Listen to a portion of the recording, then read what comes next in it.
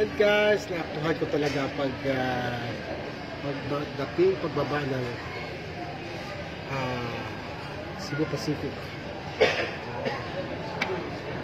Bagal siya.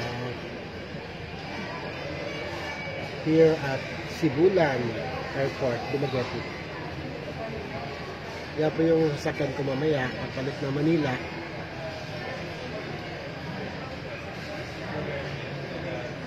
Mahina lang siya. Ay! Ayan na, nag-U-turn na siya. U-turn. Maganda dito sa mga maliliit na airport guys kasi makakita ka ng mga ganitong mga aeroplano na up close at hindi katulad sa Manila, di mo naman alam na merong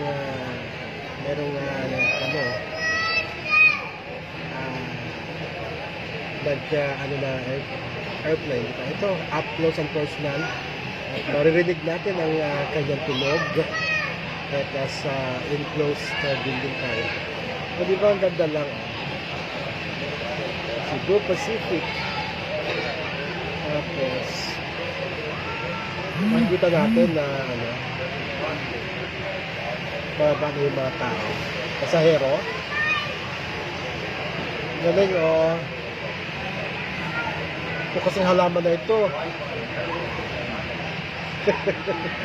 Ano tawag ito? Nagbablock ng view. Pero maliit na aeroplano doon guys. Paano na rin siya? Ano yan? Naglaro-laro na. Naglaro-laro na. Dito yung muso ng aeroplano. Kita-kita natin. Nagtatago siya sa wala itong bonsai na ito. Kita natin dapat yung plano.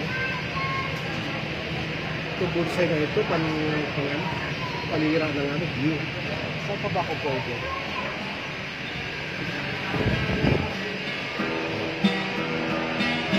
Kuya. At ito, kita-kita na natin guys. Looks and personal. Ayan. Yung puno kasi, ay ganda. Para postcard. Cebu Pacific, baka naman. Isang voucher lang. Voucher! So makikita natin guys, papalapit na yung mga tao. Meron silang dala-dala. Ano yung mga dala-dala nila? Ayan Ano ba yung mga dala-dala nila? Hindi naman naglalaro-laro na aeroplano. Naglaro-laro lang siya. Sana all may laruan na aeroplano. Laruan ba talaga yan? Laro-laro lang siya. Ano ba yung nilagay nila? So ito guys, up close and personal. Ayan, nakita natin yung hagdan. Lumalapit na, unti-unti na lumalapit sa aeroplano. Yun lang pala guys. So, natin pa. Diba, libre music pa tayo. Diba, saan ka daw nakakita na ganyan? Pwede dito lang sa Sibulan Airport. Diba? Ganda. Yung dala nila, mga yan, umakyat naman, umakyat na. Umakyat na, guys. Check nila kung... Uy! May isa pa hagdan, Saan? Ayun, may isa pa hagdan, malapit sa airport. Ito naman naglalaro ng naglalaro na yung malapit-lapit yung naglalaro ng maliit na ayun na, naglalaro-laro ng sila parang naghabulin mo ako, habulin mo ako. Ayun naman sila lumali. Parang lang sila kotse. Ay, lumipad nga. Lumipad lumilipad nga siya.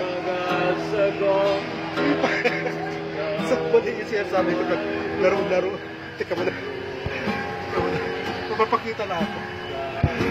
So mali pa siya, sabi ko na naglaro-laro na sila. Hindi ko na talaga lumilipad. Ayun siya, ayan naman yung isa. In fairness sa kanila, ayun naman yung isa. Kala ko naglaro-laro lang sila, yung pala lumilipad talaga sila. Baka naman lilipad yan, tapos ano ulit, babalik. Ayan. Kapag ka may lumabas ng, ano guys, pag may lumabas ng mga pasahero, i-end na natin yung ating video, ha? Pero ang ganda talaga, diba? No other airport. Ang ganitong klase. Okay na pala yung bonsai. Diyan ka na bonsai. Ang ganda ka naman pala. Ikaw na lang yung ano, mag-adjust. Kami na po mag-adjust. Bonsai ha. As I explain your boarding procedure, this is your pre-boarding announcement. Because of the proper boarding procedures, please be reminded that first board or guest Sino yung naglaro-laro ng mga airport? Ayun na. Oh, ayun na ang mga ano. Pasahero. Those requiring special assistance, guests will go on a priority boarding service and those prepared by emergency exits. Kaya po yung sasakyan namin guys, papuntang Manila. So, ayan, sabi ko kanina pag may nakita tayo mga ano, mga pasahero bumababa. Ayan, so there you have it, ladies and gentlemen. Na-capture namin yung paglapag at mga pagbaba ng mga pasahero habang nasa background yung mga aeroplano maliliit na akala mo naglalaro na yung pala eh talaga talaga lumilipad naman talaga sa fairness dito na po yan sa Sibulan airport dito sa Dumaguete City Negros Oriental. At maraming salamat sa pagkasama niyo sa akin ngayong vlog na ito. Ako po si Timmy Basil, your vlog buddy. At doon sa hindi pa nakasubscribe sa akin dito sa Timmy Basil YouTube, pa-subscribe naman guys kasi road to 100k na tayo. Bye-bye!